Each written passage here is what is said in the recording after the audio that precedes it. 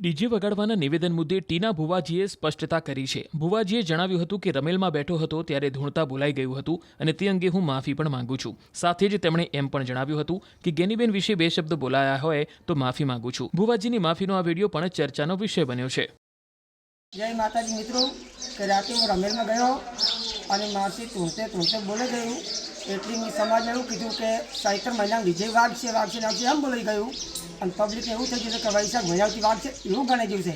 પણ બે હાથ જોડી માફી માગું છું અને મારા સમાજમાં જે તે મારા ગામના જે સમાજમાં મને જે દળ સમાજ કરે એ કરવા હું તૈયાર છું.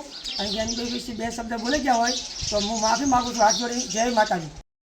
ઉલ્લેખનીય છે કે સોશિયલ મીડિયામાં તાજેતરમાં એક વિડીયો વાયરલ થયો હતો જેમાં એક ભુવાજી ધૂણતા કોંગ્રેસી સાંસદ ગેનીબેન ઠાકોરને પડકાર ફેંકી રહ્યા હતા અને ઠાકોર સમાજના બંધારણનો પણ ઉલ્લેખ કરતા નજરે પડ્યા હતા. ડીજે બંધ રાખું તો દેહમાં માતા લાગે ઉલ્લા ભાઈ વિડિયા શૂટિંગ વિડિયા બંધ નહીં રહે. શું કહું તું કે હાવ તને કોમ સી અને હાવ તને ધંધો છે. ભલે જ્ઞાની ભાઈએ કહી દીધું કે ડીજે લગ્ન બંધ તો લગ્ન બંધ રહી, પણ હોમાં કદાચ સાહિત્ય મહિનો આવે છે કે સાહિત્ય મહિનાની બીજ આવે અને વૈશાખ મહિનાની બીજ આવેલા ભાઈ કોસમ. શું કહું છું જાની ભાઈ, પણ તમારા કંઠી જે કવા બધું તેમાં માતા ના કેવું ભાઈ લખો પણ વિડીયો બનાવવો પડો. પછી મારા ભુવાની તાકાત નહીં પણ મારી જોગણીની તાકાત છે ભાઈ. ભુવાજીનો આ વિડીયો સોશિયલ મીડિયામાં ઝડપથી વાયરલ થતા અનેક તર્ક વિતર્ક સર્જાયા છે. વાયરલ થઈ રહેલા આ વિડીયોમાં ભુવાજી ધૂણતા કોંગ્રેસી સાંસદ ગેનીબેન ઠાકોરને પડકાર ફેંકી રહ્યા છે. ગેનીબેન ઠાકોરના લગ્ન પ્રસંગે ડીજે બંધ રાખવાના નિર્ણયનો ઉલ્લેખ કરી રહ્યા છે. તેઓ કહી રહ્યા છે કે માતાજીના ધાર્મિક પ્રસંગો ખાસ કરીને ચૈતર અને વૈશાખ માસની બીજના અવસરે ડીજે વાગશે જ. સાથે જ તેઓ એવું પણ જણાવી રહ્યા છે કે સારું ભોજન ગેનીબેન ઠાકોર જમી આવે અને ઠાકોરનો છોકરો સાદું ભોજન જમે તે ન ચાલે. સમાજ પ્રમાણે રહેવું પડે અને આ બાબતે ગેનીબેનને ફોન કરીને કહેવું હોય તો કહી દેજો. આ જોગણી બોલે છે.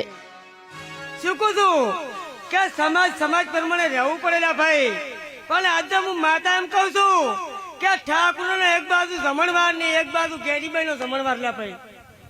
શું કહું છું કે હાથ વિના ભોજન જમીન ગેનીભાઈ આવે ઠાકોરના છોકરો લા લુકુ ફોનું જમીન આવેલા ભાઈ.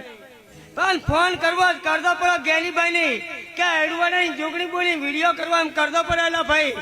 જવાબ આપવાની મારી તાકાત છે ભાઈ.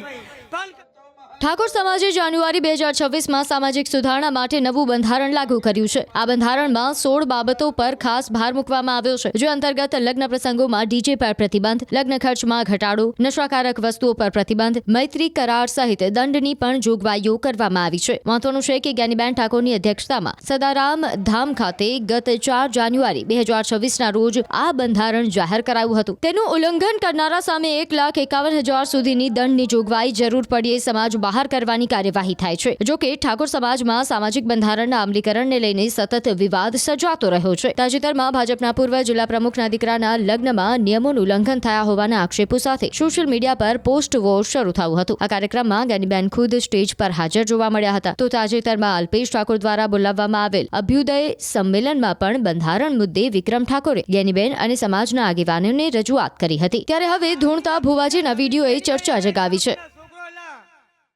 ખાલી થોડીક ગેનીબેનની મારે એક થોડીક વિનંતી કરવી છે. તમે જે સમાજ માટે બંધારણ આપણા સમાજના કલ્યાણ માટે જ કર્યું છે, બહુ સરસ કર્યું છે. પણ એક બે એવી વાતો છે જે તમારી સમક્ષ રજૂ કરવા માંગુ છું હું. કેમ કે ઘણા બધા મને ફોન આવ્યા, કેમ કે હું પણ એક કલાકાર છું, જેમાં ખાસ પેલા ડીજે વાળાનો બહુ ફોન આવ્યો. એટલે અરે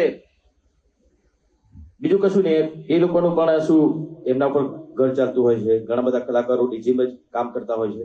તો એના માટે તમે થોડુંક વિચારજો શું કરી શકો. તમે બધા આગેવાનો છો, બધા ભેગા થઈને તમે નક્કી કરજો.